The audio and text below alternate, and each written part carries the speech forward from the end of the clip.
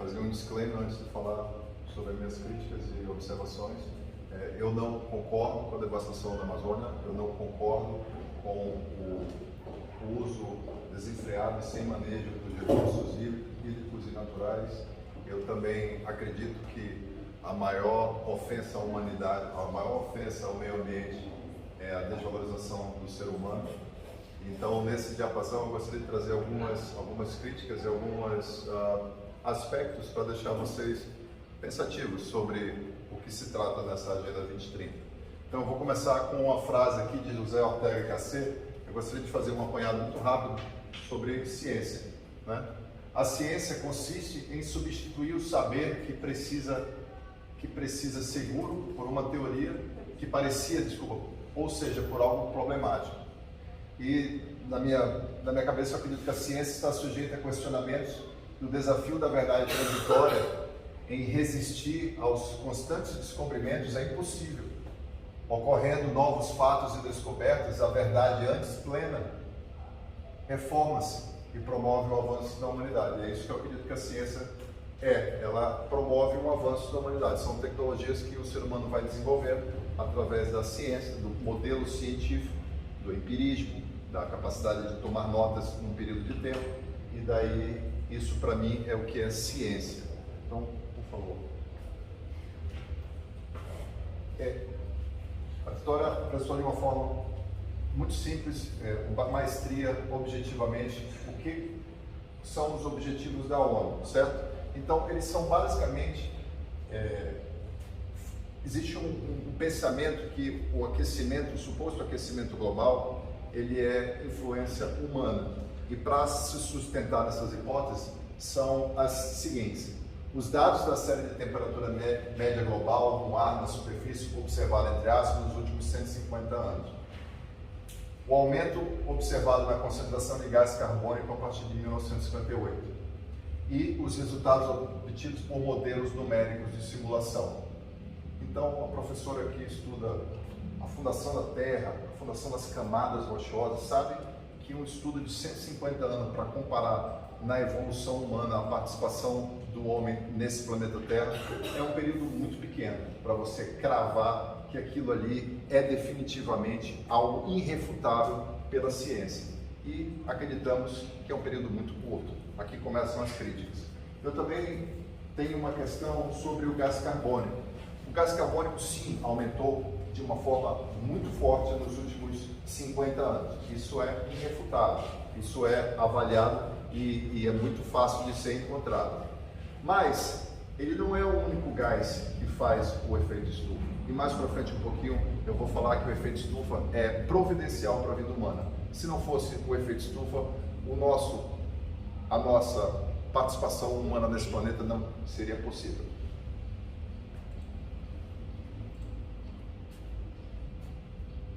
Nós escolhemos dois artigos científicos para poder abordar no dia de hoje. Um é do professor Luiz Carlos Molhon. Ele é muito famoso porque ele vai na contramão do aquecimento global. E nós estamos falando sobre o Instituto de Ciência Atmosférica da Universidade Federal de Alagoas.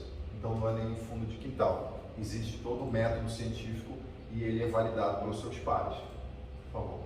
E daí, o que os dados alardados têm abrangência temporal suficiente? Foi o que eu acabei de comentar com a professora, para nós fazermos um estudo do nosso planeta. Uma janela de tempo de 150 anos, ao meu ver, é muito pífia. E daí ele escreve assim: finalmente, um aspecto muito importante é que as séries de 150 anos são curtas para captar a variabilidade do prazo mais longo do clima. A segunda metade do século XIX foi o final da pequena era glacial, um período frio bem documentado, que perdurou por alguns séculos. E esse período coincide com a época em que os termômetros começaram a ser instalados mundialmente. Portanto, o início das séries de 150 anos, utilizado por vários pesquisadores que contribuíram para o relatório do IPCC, esse que ela acabou de ler, ocorreu num período relativamente mais frio que o atual e leva aparentemente à conclusão errônea que as temperaturas atuais sejam muito altas ou anormais para o planeta. Então, houve o ciclo do planeta Terra, ele mais depende da incidência solar do que da participação humana, segundo o professor Molhon. Eu falei que o efeito estufa é muito importante. O que forma a principal gás, não é gás, mas as partículas de ar suspensa é que forma, em sua grande maioria, o efeito estufa. E daí ele escreve assim: o efeito estufa faz com que a temperatura média global no ar próximo à superfície da Terra seja cerca de 15 graus Celsius. Caso ela não existisse, a temperatura da superfície seria 18 Celsius abaixo de zero. Ou seja, o efeito estufa é responsável por um aumento de 33 graus positivos Celsius na temperatura da superfície. Logo, ele é benéfico para o planeta. Só que a gente vê o efeito estufa como um vilão. Má intenção, objetivos escusos, ocultos, não sei. Eu estou aqui para deixar perguntas para vocês, mesmo porque uma semana de estudo, professora, eu jamais vou querer chegar aqui com a pretensão de ter uma conclusão. Mas aqui eu gostaria de deixar alguns pensamentos para vocês desvendarem no decorrer da vida acadêmica e da vida particular de todos vocês. E daí eu vou apresentar o meu xará, Ricardo Felício. Ele é da USP e ele fala o seguinte: o problema ambiental não é problema climático. Nós temos sim problemas no clima de uma grande cidade. Nós temos sim problemas causados por represas para fazer hidroelétricas. Aquele espelho d'água vai fazer com que aquela micro-região, aquele espaço onde está contido aquele reservatório de água, tenha uma elevação na temperatura, por refletir o sol que vai bater naquela superfície de água. Então, nesse caso específico de um grande centro, existe sim uma alteração climática devido ao ambiente, mas não vai contaminar o planeta todo. Isso não são minhas palavras, é o professor Ricardo Felício. Ele tem muitos artigos e muita coisa no YouTube também, se vocês tiverem curiosidade de assistir. E aí, passando mais um pouquinho, foi um desafio trabalhar com Canvas, eu nunca fiz. Clima versus ambiente. Eu gostaria de ler o que o Ricardo Felício diz. A ciência climática trabalha para os outros propósitos e fins, e não para entender a atmosfera dentro do extrato geográfico. É importante frisar muito bem isso, pois ninguém se pergunta por que a climatologia e a meteorologia agora vão determinar como todos os seres humanos do planeta devem viver. Estranho isso, né? E por que isso não ocorre? Simplesmente porque são evocados os três grandes medos da humanidade: a morte, o futuro e a mudança. Então, quando você mexe com o íntimo do ser humano, que são justamente essas três, esse tripé, você é capaz de avançar políticas que normalmente não avançariam se não fosse criado esse fenômeno que é a histeria em grupo, ou o professor Desvenove fala também em movimento de rebanho, né? Quando você vê alguém correndo, você sai correndo também. Então, isso é causado pelo medo, principalmente. E nós temos um exemplo próximo que aconteceu agora há pouco. Parece que nós estamos sendo preparados pela mídia, pelos influenciadores, para viver essa nova experiência de medo e de alguém determinando para a gente o que devemos fazer através dessa emergência climática, que para esses dois autores, elas não são absolutamente, como é que eu vou dizer, elas são refutáveis. Não existe uma hegemonia de pensamento no campo da ciência sobre aquecimento global e as influências que vão causar na sociedade. Então, continuando, nós chegamos no Fórum Econômico Mundial. O Fórum Econômico Mundial, que é dirigido pelo Sr. Klaus Schwab, um alemão, é como se fosse uma ONG, e ele tem a capacidade de influenciar em todos os países, com as suas capilaridades, políticas públicas que são eleitas por esse grupo seleto de pessoas e que não são validadas pelo ser humano. Aí começa o conflito, professor. Quando você vê um grupo de pessoas que não tem a validação do voto para implementar políticas que vão ser desempenhadas em todo o mundo, aí há um problema. Na minha opinião, o nome disso é uma autocracia, é uma dominação fora da democracia e das liberdades que nós conhecemos como garantias fundamentais. Por favor, mais um. E aí o Fórum Econômico Mundial influencia presidentes pelo mundo afora, como o presidente do Sri Lanka. Sri Lanka, pasme, Bruno, tem uma mão de obra agrícola de mais de 75%. Então, ele é basicamente, estupidamente, um país agrário. E, para atender a determinação do Fórum Econômico Mundial, o presidente, na tara de diminuir o CO2, ele diminuiu o número de áreas cultiváveis, gerando um desemprego e fome. E vocês, não sei se vocês lembram, não acompanharam, mas aquela invasão daquele palácio no Sri Lanka, as pessoas correndo e o presidente saindo de helicóptero e fugindo para outro país.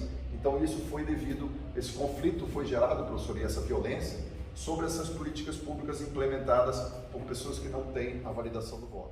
Outro conflito que nós estamos presenciando agora é a Holanda. A Holanda também, o presidente da Holanda ganhou até um honra ao mérito ano passado. Em uma reunião em Bruxelas, ele ganhou um honra ao mérito, pessoa de destaque pelo World Economic Forum como um dos presidentes mais, assim, digamos, notórios. E por quê? Porque ele está empurrando a contragosto e a contrassenso um dos países que é a agricultura mais abundante, mais pujante da Europa. Eles têm a produção agrária maior do que a da França, e a França tem um território maior do que a Holanda. E se vocês acompanharem as notícias, eles querem diminuir o número de áreas cultiváveis para construir casas para imigrantes. Só que a comida vai vir da onde? É sempre esse desafio. A comida vem da onde, professora? Passa mais um, por favor. E o que está acontecendo?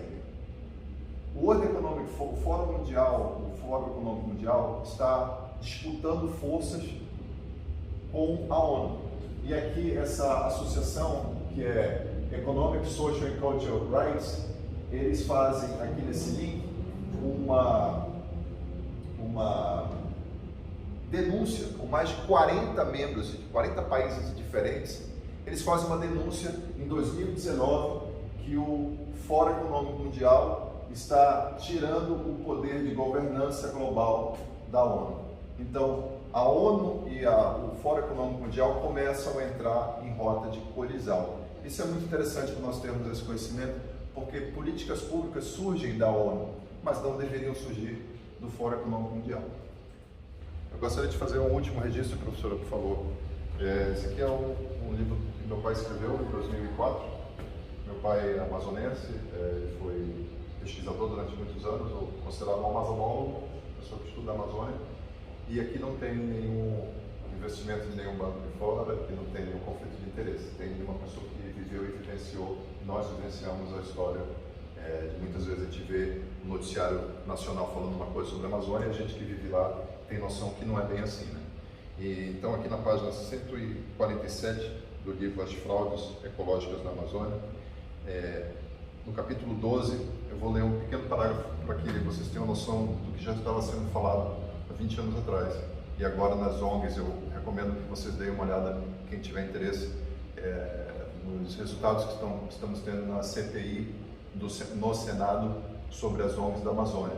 Está sendo produzido um material muito vasto, de muitos abusos, e são muitas ONGs para poucos índios, e tem bastante interesse internacional que está longe de realmente tratar do ambientalismo e da salva dos pobres indígenas, que não tem pobres, não tem nada. Ao contrário, eles são, na verdade, colocados à margem da sociedade, fazendo essa áurea que ele é um ser humano diferente.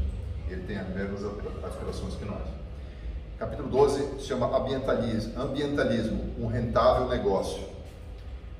A defesa da ecologia tornou-se um atraente e lucrativo negócio.